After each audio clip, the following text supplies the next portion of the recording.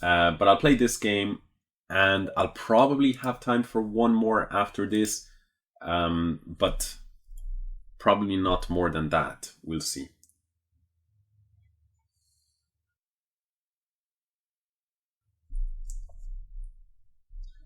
Okay, so e4. Let's go for a Caro-Kann in honor of what a great opening it is, and also because the Fuchsia is here, and that is, as far as I'm aware, her favorite opening. So you're welcome, Mr. Vijay. Now, turn off the audio.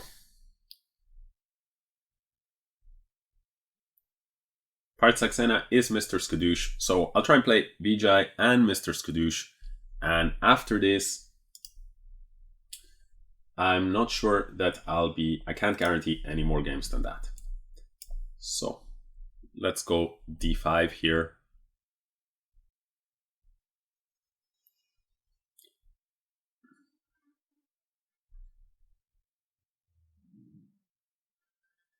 So we've got a exchange Caro-Kann on the board.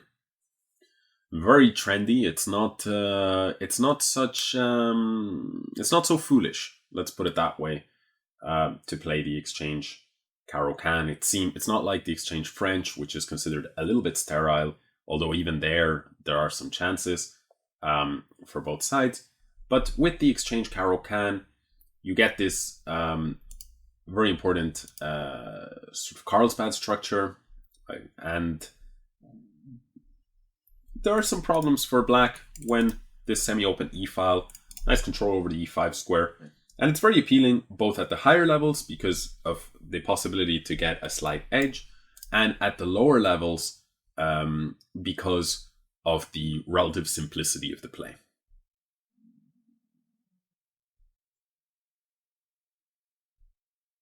Also, you can play c4 and go into Panov Botvinnik play.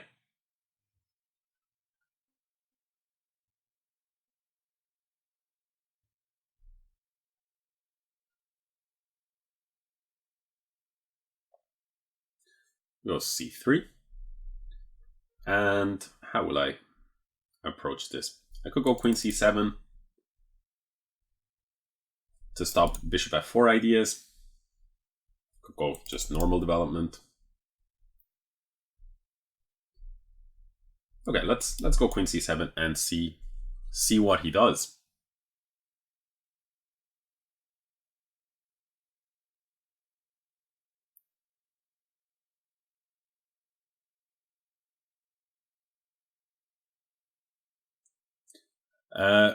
QOSQ says, isn't bishop f5 recommended here for black before knight c6 so that white has no time for bishop d3? Yes, but there are some setups where the bishop can come to g4 as well, which are also fine. And even sometimes g6 and bishop f5.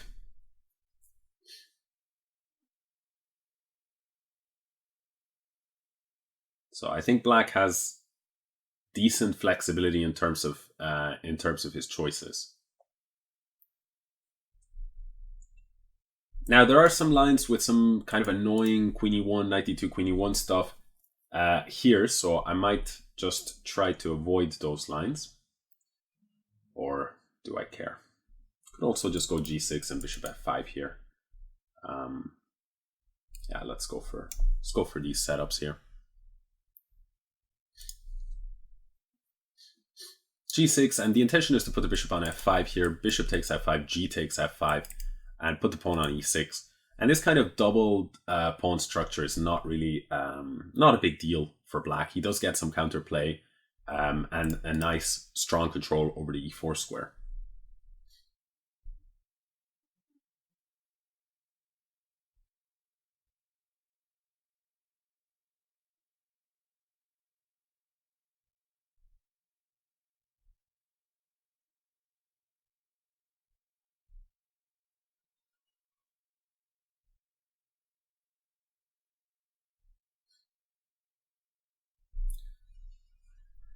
So One typical idea that white has in these positions is to put the queen on c2 in order to prevent bishop f5, but then bishop g4 is a little bit more interesting, because some of the bishop g4 stuff that's a bit annoying is when the queen steps towards e1 and then creates some problems along the e file, and some funky stuff with some knight h4. It's a little bit all a little bit messy.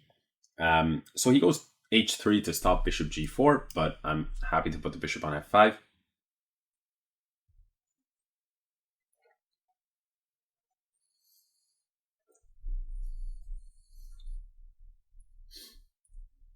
And he goes here. Now I think I can, yeah, I'm happy to exchange.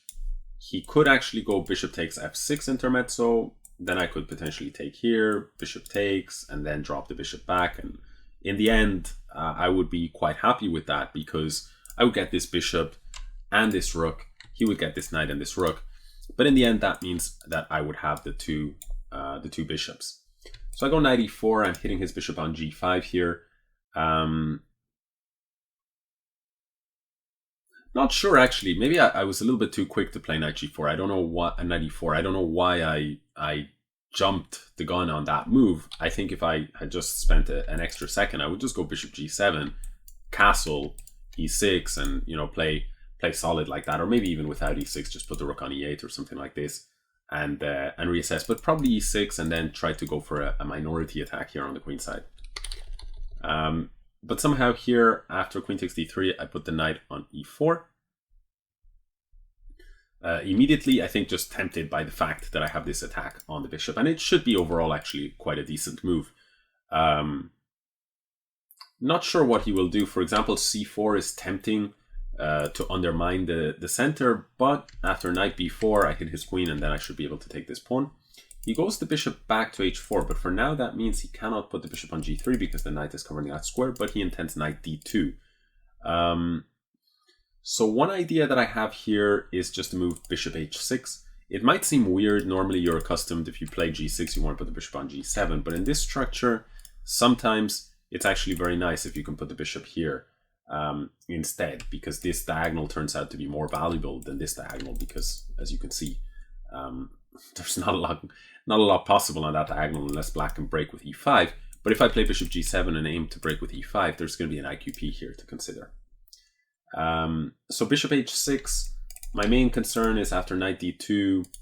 What's my idea? Well, let's go anyway, bishop h6, because I don't feel like I have that many choices. And after knight d2, one of the options that I think I might very well go for is just f5 and fortify my my knight on e4.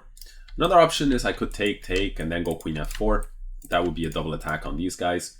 But the problem with that is that I'm not sure. Like, I could even, for example, take this way, knight takes, queen here, knight takes, pawn takes, but in the end he has queen g3 and everything holds. So that doesn't seem so convincing, but f5 makes a bit of sense. It does give this weakness here on e5, but at the same time, it kind of ties him up a little bit. If bishop g3, I can probably grab that pawn, and then I'm not so worried about the dark squared weaknesses, because he won't have a dark squared bishop anymore. And in the meantime, this guy is just a very strong piece. I'm just playing a little bit like Dutch defense players will say, I've got no problems playing f5. It's going to create some dark square weaknesses, absolutely, but it's also going to beef up my light squared major stronghold, let's say, in the center.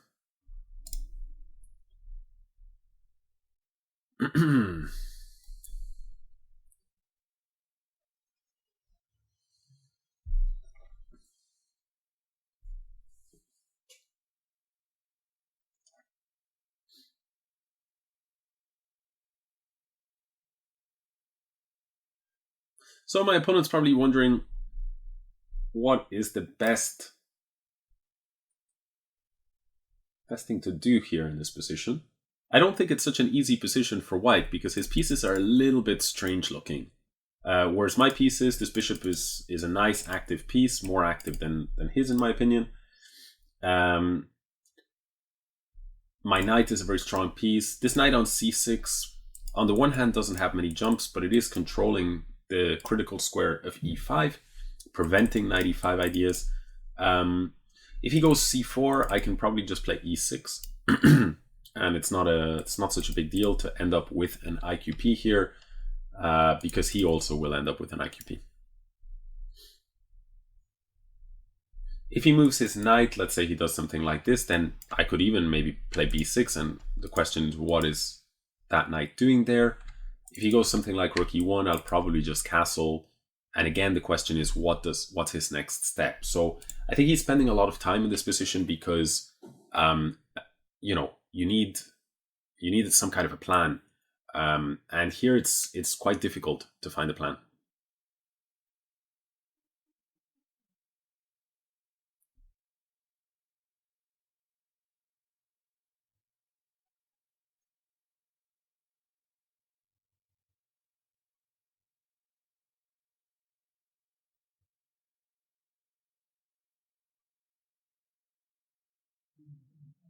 But I don't know, maybe he has also been disconnected. That's a possibility. He was saying that his connection was not so good, that he'd been disconnected previously.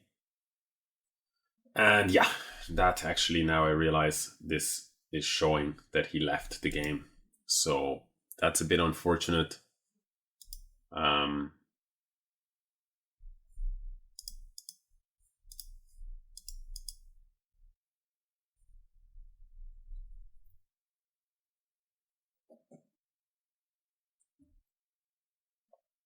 Okay, but he is back with bishop g3. Let's give him a little bit. Actually, where do you even press to give more time? I don't even have that option enabled. Let's not give more time, unfortunately, because just of the fact that otherwise we won't be able to play that that game that I promised Mr. Skadoosh. So sorry about this nasty time hustling, Mr. Vijay. F4. Definitely an interesting move because it would force something like bishop to h2, but then the knight on e4 would be too unprotected. Bishop g3 overall, I think, very interesting try. Ultimately, I'm just going to go for the pawn grabbing, approach, and I'm going to hope that white. I feel white definitely has some compensation. I think it was a smart strategic choice here. He then will now have access along the semi-open file. He's sort of invited me to get rid of my very strong knight. And he also has maybe some potential against my relatively undefended queen side.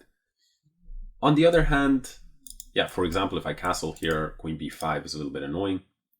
One option is to just castle queen side and brave a potential attack there. I am going to go for that. My king would be safer. It would be safer on the king side with that extra pawn on the king side, whereas he has the extra pawn. He has an extra pawn on the queen side. But on the other hand, I feel like overall his pieces are quite focused on the king side, and it's going to take him a long time to, you know, transfer over. Like if his rook was here, maybe two rooks here, and then he could start advancing the pawns, then I would be a lot more concerned. I guess he wants knight c5 with some knight e6 ideas. Makes a lot of sense to me. And I was going to do this, and this, but after knight takes, I realized that that wouldn't work because I cannot take back because my queen is hanging. And if I take here, then he takes back like this. So this is quite a clever move, and I'm regretting my choice because I could go b6, keep the knight out of the game, but then I do open up this square. I think it's the lesser evil to open up that square though. I'm hoping I have enough time. And this move I really don't like for him because now I'm getting rid of the queens and his attacking prospects are out the window. I much preferred an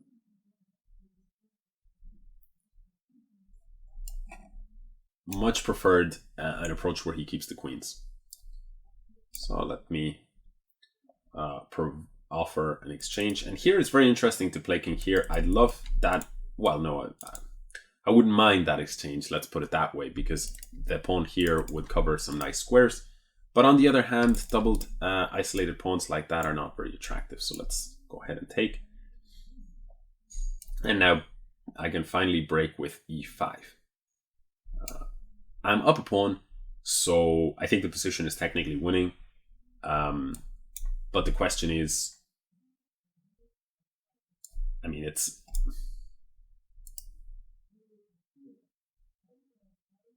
What's the best way to play this position? Should I play it? I think I'm going to play it with the rooks on the board. Maybe in some lines I'll have some bishop ideas. But I feel like with the rooks on the board, I just have more chances to create some problems against his position, like rook e4 ideas, things like that, than if I go for the bishop. If I go for the bishop, I'm up a pawn, but it felt very hard to actually convert that position. Here, should I take? I guess I will take. If he goes rook takes d4, I mean, endgames, king and pawn endgames are usually winning, so I don't think that's such a smart idea to exchange, unless somehow he's got some weird fortress. He might have some weird fortress actually. G4, F4, B4. Yeah, G4, F4, B4 might have actually been a fortress, because then I don't have any breaks. So maybe I was too... I think I was too trigger happy actually to the way I played this. I know, but if... Yeah, he should have gone G4 one move ago. And then if he goes G4 here, F4, then he's just going to dance around these squares, and I don't have anything at all. But I could have gone king here, pawn takes king here. Yeah, then he goes king here, and then it's a draw, I think. If he goes b4, I go king here, a6. No, I think maybe I'm still winning. I'll take a look at that afterwards. Here, what I don't want to do is I don't want to play f4, because he'll move the king, just keep moving the king around these squares, and I actually don't have any way to make progress. So I want king to come here instead. And now it's a straightforward win, because I can simply gradually invade here.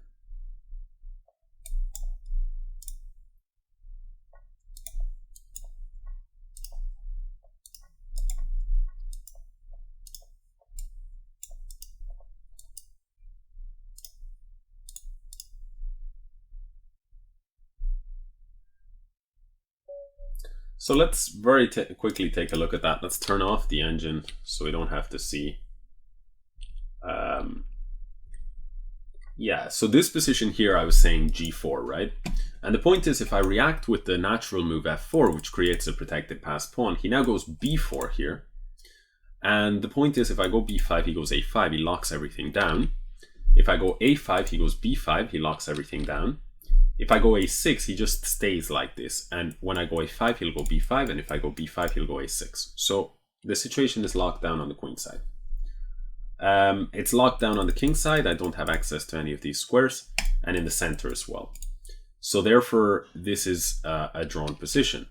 Now, unlike how he played, which is B4, and then I went here and then was able to defend the pawn, in this case, I wouldn't have that option. However, I do have two other options. And I think one of those might work, if not both. The first option is to take this guy, takes. Now I will lose this pawn, but on the other hand, I have the break b5 here. And now the question is, what does he do? If he takes, I take, he goes king here, I go king here, he goes king here, I go king c4, and then let's say he goes d6. And then I've got 1, 2, 3, 4, 5 moves, whereas he'll have 1, 2, 3, 4, 5, 6, and I'll be the first one moving in that sequence. So that means that the counting method means that I will win the pawn race there. I can show you guys that just to confirm. So takes here, here, here, here, here, here, here, here, here. And you see that I'm getting there first. So the question then is, does he have anything that can hold here? So for example, he could go a5, but if he goes a5, I go b4, takes, king here, here, and there I can actually go, if I go king takes a5, he goes king e5, a4, takes, b3, c5. That's not so clear to me. A5, d5 takes b2. No, not so clear. But what I might have after a5, b5, king takes, is I might go king b5, king f5, and then I'll go king c4, hitting this guy. King e5, defending, and then I go a6, giving him basically no move except b3 check. Then I take, then he takes, and then I move my king. And again, now I'm just 3 moves away, and he still has 1, 2, 3, 4, 5. So I should win that. So again, to show that line, if a5, b4, takes, here, king here, here, here, and here. And the engine should confirm, yeah, that it is completely winning for black. So I think b5 would win in this endgame. The only thing that is left to look at is b3. Here takes, a5 takes, a5 rather, here takes, here, b3 let's say takes, and again a5, pawn to a5, king here, a4, d5, a3, d6. Wait a second, this one is not so clear. So basically if he takes, the point is I have 1, 2, 3, 4, 5, 6, 7, 8, and on the 9th move I promote, but he will have, from here he will have 1, 2, 3, 4, 5, 6, 7, and on the 8th he will promote. So he promotes 1 move earlier, but I'm the first one to move, so that means we will both queen. So we see actually that particular variation doesn't work. So therefore, do I have any other idea? Here, here, here, here. One other idea that I have is like king here. And now, that could be beautiful actually, because if he goes king e5, I'll go king c4, here and here, and then I'll win the thing. And if he goes king e6, I'll go king c4, king here, and I'll stop his pawn, and that might win. So what I'm looking at is to take, and yeah, indeed, table base is showing that it's a win here. If he takes, I go king a5, and after he goes here, I don't take the pawn, but as it shows, king b4 is a beautiful little pawn endgame. The point is, if he goes king e6, then I'll go king c4, and he goes king e5, and if not for the fact that these guys are here, he would actually be winning. But I have to move a5, and then he loses the d4 pawn, and with it the game. If on the other hand he first goes here, and now I go here, if my pawn had been on a6, he would actually be winning because he'd go a5, and again I'd lose the game because this guy falls. But here after king c4, either he drops this pawn or he plays a5, and now I have a6, and I force him to drop this pawn, and with it he loses. So very beautiful, beautiful point is that in this position here, after king takes g4, look at the kind of the binary nature of king and pawn endgames, is that very often you have either a win or a loss. It can just shift in evaluation tremendously. So here you see it's minus 4.4 with b5, and otherwise actually black would just straight up be losing. And in this position, it seems that the only way to win is indeed that way. F takes g4. F4 is just going to be a draw. So it really was a very nice try g4, and it would have forced me to find this idea: takes, b5 only move, and then b3 best defense, and then takes, here in this position, takes, king b6 only move, and after takes here, the point is king a5, king here, and king b4 only move. And then the end result would be this position. As it happened, though, so that's, I think, a beautiful endgame. I hope you guys are enjoying that analysis. As it happened here, he went b4, and that actually meant that after king d6, now once he went g4, I could just go king e6, and there isn't anything to be done now, because gradually what's going to happen, let's say if he just sticks around here, is I can just play something like this, let's say, here, here, and then at some point I just take and go here. And the point is, once he pushes back, the king comes forward, and I start pushing, and then I use this pawn to distract his king, and then I start scooping up the rest of the pawns. So very interesting endgame stuff.